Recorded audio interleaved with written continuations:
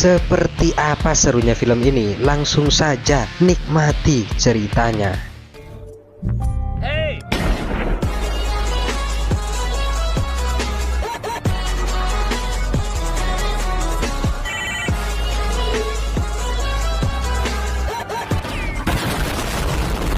Film diawali dengan memperlihatkan sebuah kapal selam, kapal perang pada tahun 1994 yang nampaknya terjadi suatu hal buruk dan akhirnya kapal tersebut karam yang mengakibatkan semua orang-orang di dalamnya hilang tanpa jejak.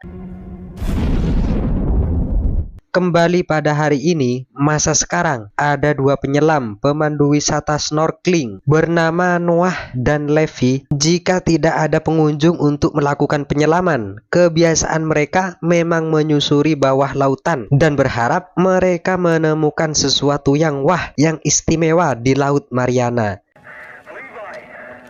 Yeah. I think we have something. Noah tak sengaja melihat serpihan besi yang tertancap di dasar laut. Setelah dicek, ternyata itu adalah kapal selam, kapal perang yang bernama Charlotte. Tentu dirinya sangat senang, begitu juga Levi. Selain mereka bisa mengeksplor bagian dalam kapal tersebut, mereka nanti bisa menjual bangkai kapal tersebut dengan harga yang fantastis pastinya. I'll drink to that.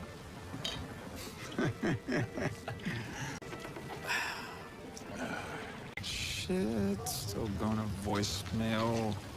Di sisi lain, ada 4 orang sahabat Noah yang sedang dalam perjalanan menuju dermaga milik Noah. Ada Sam, Logan, Riley, dan Brett. Sesampainya di lokasi, mereka sangat senang karena mereka semua memang sudah lama sekali tidak berjumpa dan mereka merupakan para atlet selam yang sangat profesional. Noah sedikit menceritakan kapal selam Charlotte yang baru saja ia temukan. Selain berada di Laut Mariana, posisi kapal tersebut juga berada tepat di perbatasan dua negara yang berbeda, yang artinya posisi tersebut tentu ilegal. Brett sontak sangat kagum dengan apa yang Noah temui. Mereka semua yang termasuk penyelam berpengalaman tentu menantikan momen seperti ini. Hal yang cukup berbeda dari sebelumnya lah, untuk bisa menyelam menelusuri ke bagian dalam kapal tersebut. $1,000 to dive the Charlotte tomorrow.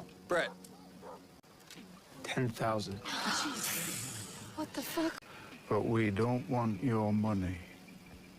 Jika Noah dan Levi mau, Brett akan membayar $20.000. Jika dalam rupiahnya ya sekitar 320 juta loh, hanya untuk satu kali trip perjalanan. Namun Noah yang masih ragu akan kapal tersebut, ditambah posisi kapal itu berada di perbatasan, yang pasti itu ilegal dan menyalahi hukum. Noah dan Levi menolak. Dan Noah menawarkan Brett dan mereka semua sahabatnya ini untuk berpesta saja dan minum-minum di pantai ini. Dan beruntungnya mereka semua mau kooperatif dan mengikut saja.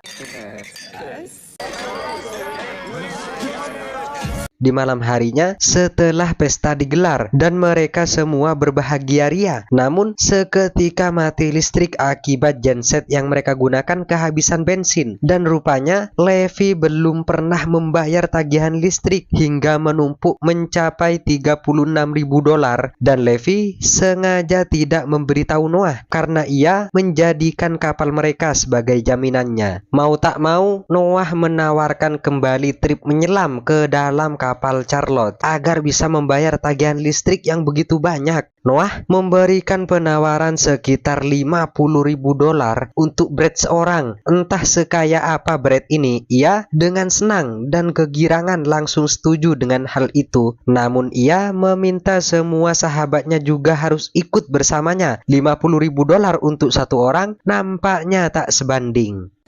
We are gonna have a great tour guide.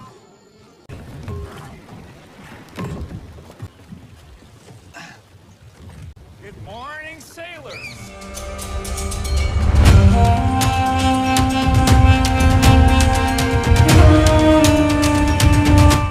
Setelah semua dipersiapkan, mereka semua menuju Laut Mariana di mana kapal tersebut berada dan langsung menyelam ke dalam kapal tersebut. Mereka semua mulai menikmati kesenangan akan momen langka ini. Brad lagi-lagi berbuat seenaknya sendiri ketika ia justru terus masuk ke ruang-ruang kapal tersebut tanpa mendengarkan saran dari Noah dan sahabatnya yang lain yang sangat khawatir apabila ada sesuatu yang tidak diinginkan dan jumlah oksigen yang mereka miliki. Akhirnya Noah membentangkan tali untuk memberi tanda arah untuk berjaga-jaga apabila mereka semua tersesat di kapal tersebut. Mereka menemukan salah satu ruangan yang masih memiliki ruang udara dan mulai istirahat sejenak. Namun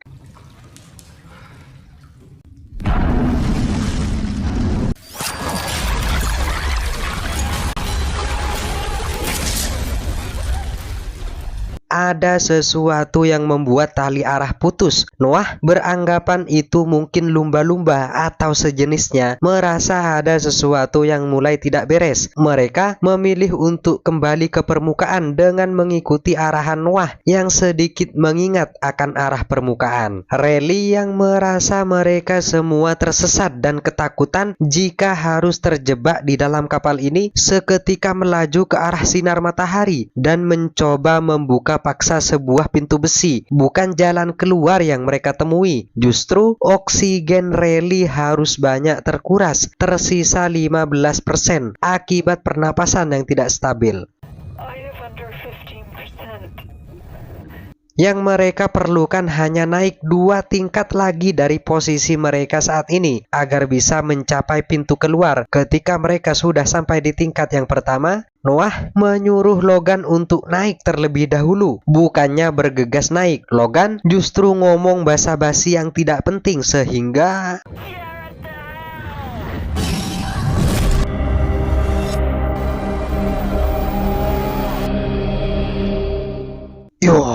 ada seekor hiu berukuran besar menghantam kaki Logan. Meski sempat membawanya ke lokasi aman dari hiu tersebut dan mencoba mengobati lukanya agar pendarahan yang Logan alami bisa berhenti, namun sepertinya itu sia-sia karena Logan akhirnya wafat akibat darah yang terus keluar dan ia tak mampu akan rasa sakit yang dialaminya. Is he dead? Sam, do we go again? Sorry. Fuck! Yang pada akhirnya mereka sepakat untuk menjadikan jasad Logan sebagai umpan hiu tersebut agar mereka bisa melanjutkan perjalanan. Akan tetapi hiu tersebut justru membawa jasad Logan menutupi jalan mereka dan sempat menyabet paha Rayleigh. Mau tidak mau mereka harus kembali ke ruang udara tadi agar bisa mengobati luka Rayleigh. Di situ sedikit adu cekcok di antara mereka yang saling menyalahkan satu sama lain, yang masih tak percaya dengan semua situasi yang mereka hadapi. Ditambah oksigen yang dimiliki Rayleigh akan habis. Brad dan Noah akan mencoba melanjutkan perjalanan dan akan membawakan tabung oksigen baru. Tak butuh waktu lama, hiu ganas kembali menyerang dan membuat Noah terjepit di antara balok besi. Ia dengan cepat menyuruh Brad pergi terlebih dahulu, sementara dirinya akan mencoba mengambil tabung oksigennya dan Stay where you are.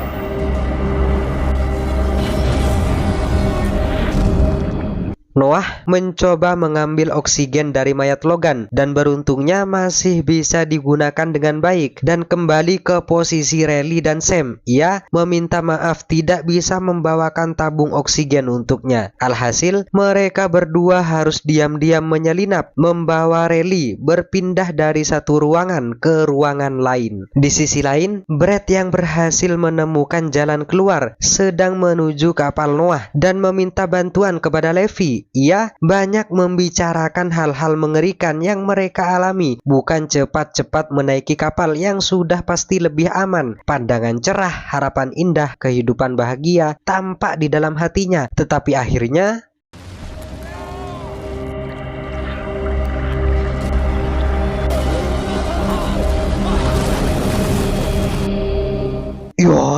Brad harus menjadi orang kedua yang tidak selamat, dan Levi hanya bengong luar biasa melihat kejadian yang sulit untuk dipercaya. Noah, Sam, dan Riley yang sudah sampai di tingkat yang kedua harus meninggalkan Riley untuk sementara. Akan keluar bersama-sama itu tak memungkinkan. 10 batang oksigen yang dimiliki Riley itu hanya membuatnya tak berdaya. Noah dan Sam akan mencoba peruntungan keluar dari kapal ini. Mereka berdua sangat begitu senang ketika mulai melihat pintu keluar ada di hadapannya.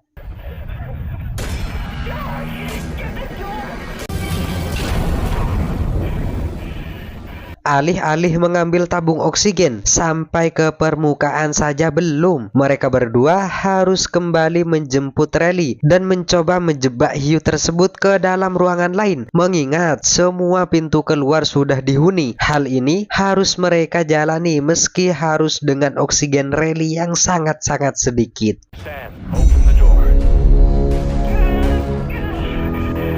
Riley. Riley, go!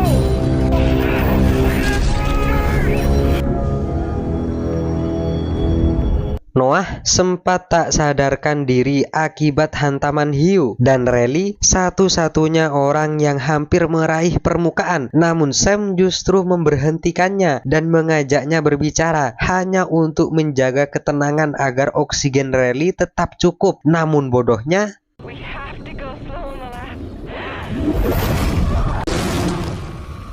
saat ini hanya mereka berdua yang tersisa. Sam mendorong Noah ke permukaan dan ia kembali ke dalam kapal agar pandangan hiu teralihkan. Noah berhasil diselamatkan oleh Levi yang sebetulnya sudah puluhan tahun. Ia tak pernah menyelam lagi. Selain tabung oksigennya habis, Sam harus kebingungan sendiri mengatur nafas di dasar lautan dan lalu lalang hiu yang pasti mengancam nyawanya. Satu hiu tiba-tiba datang, bergerak cepat ke arahnya. Sam yang tak bisa apa-apa lagi hanya bisa diam dan berharap baik pada Tuhan yang Maha Sempurna.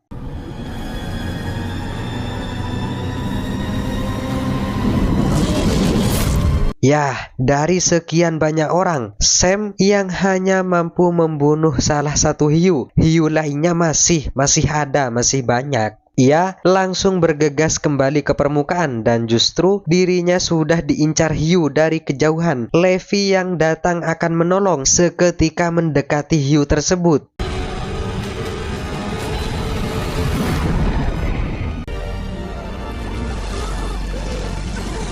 Sam bisa selamat dan dibantu Noah yang sudah menunggu. Tak ada kata, tak ada ceria maupun bahagia. Semua sahabatnya sudah tiada. $50.000 tak tahu entah kemana. Yang pasti Sam dan Noah masih sempat melakukan pengencuan.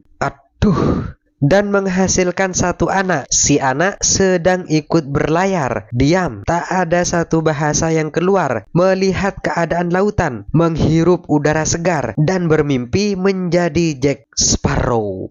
Dededeng, dededeng, dededeng.